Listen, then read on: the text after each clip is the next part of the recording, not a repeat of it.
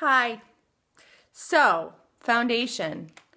Talked about concealer a little bit. I want to talk about foundation because, oh my God, there are so many commercials right now. I was sitting watching TV last night. We've got, now it first started with BB cream, which I love, but now we've got CC cream. I think there's DD cream.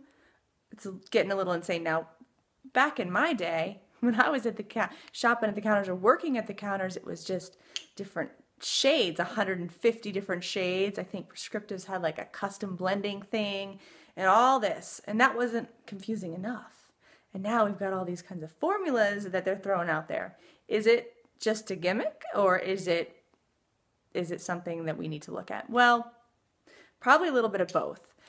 BB creams they originated in Asia, and it was a blemish balm. So it's a product that has different ingredients in there, not just your basic coverage. So you've got sunscreen usually and some peptides and different skincare ingredients, as well as a light to medium coverage foundation. It's probably not as, it's probably a little bit more coverage than a tinted moisturizer, because that was probably the beginning. Tinted moisturizers, which are great.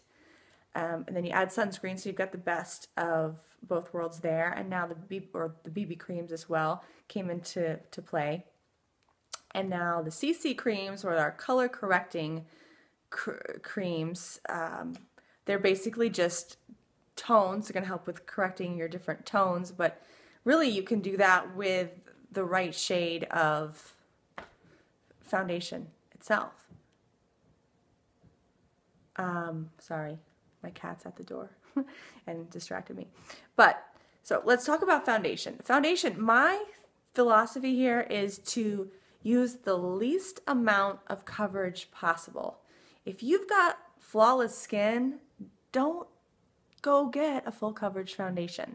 Just because it looks like you're going to have a lot of makeup on, and people are going to be paying attention to your makeup and not your beautiful skin. Really, you want to create the illusion of beautiful, flawless skin with minimal makeup involved. Especially like me, if you wear a lot of eye makeup and lipstick and all that. If you put on a lot of skin or face makeup, foundation and concealers, it's too much. You gotta tone it down somewhere. Overkill, in my opinion. That's my opinion. Nevertheless, I understand that, like when I was a teenager, I had terrible skin, and that was my main thing. I had to have foundation. I could not leave the house without foundation because I was embarrassed. I had blemishes all over the place. So it is an important part of your daily routine. But just pick the product that is the least amount of coverage. So, tinted moisturizer, try to get a sunscreen. Like I've said in a previous video, sunscreen is the only thing that can be considered anti-aging. It's the only product that's allowed to call itself anti-aging, sunscreen. So you should definitely have a sunscreen in your foundation, or your BB cream, or CC cream, or DD cream, or anyway. Sunscreen, moisture, if you're dry skin, I know that's important. If it's winter, dry, whatever, that can be important. Peptides, there's good ingredients in a lot of these products, and I'm totally for all of that, but pick the lowest coverage possible and try it out before you go and buy a whole bottle. I know a lot of these products will run 40, 50, 60 bucks, and Sephora will give you a sample of the product before you buy it. So take it home and use it. Make sure you're not allergic to it. I know I'm allergic to a ton of different foundations that I've used over the years, and now they're just accumulated in my drawer. So don't do that. Don't do what I did.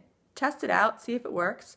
See if it works with your skin, see how it looks in different lights, and then go ahead and make your purchase. When you do make the purchase, get a good brush to apply it with. Putting it on with your fingers is not going to be your best. So the warmth of your fingers does help with the blending and whatnot, but it doesn't come close to a brush. I know I pulled my little stippling brushes out last time. They're here again. They're good to use. They create that airbrushed look, and around the edges, that line of demarcation is a no-no, and I think it's a nightmare for anybody that's ever seen one or had one. It looks like crap, so avoid that. And that's why you want to get a foundation that's the closest to your natural color and your neck. So take both into consideration. If your face is white, like mine, because I use sunscreen all the time, and your neck is a little darker, try to get something that's a little bit darker to bring it two together, or get a bronzer and try to blend that together in that way. What else? Cool, warm, all that stuff. With the BB creams and the CC creams, they typically come in light, medium, and dark, and they're just in a neutral tone. So there's a little bit of warmth, a little bit of cool. They're neutral. That's warm and cool. And they usually work with all skin tones. If you do have problematic tones in your skin, more redness, more sallow color skin, then you might want to get something that's a little bit more toward the peach or warm or cool instead of just a neutral. That is important. But as far as the branding and the marketing of all these things, I think it is a gimmick because look, you get this ad on TV that says you've got to have this CC cream. Well, you're like, oh, I don't have a CC cream. I'm going to have to run to the store and get one. Exactly what they want you to do. Look at your products. A lot of times you're going to see in your drawers and whatnot that you already have a tinted moisturizer with a sunblock and good ingredients in there. And that's going to be a BB cream, okay, and a CC cream if it works for your color. So all those little things. That's all I have to say. I can go into greater detail on the types of foundation there are at a later date, but just basically choose the lightest possible coverage for your skin. And a lot of times you can also do a light coverage foundation or moisturizer, tinted moisturizer, and then in your blemish spots or your areas where you need more coverage, just use a concealer and a stippling brush, and you're fine. And a primer. Primers help. We'll talk about that later, but primers are super important to give you that flawless, smooth look. And that works for everything. Face, eyes, lashes, lips. Primers are important, but that's another topic, another day. All right. Bye, guys.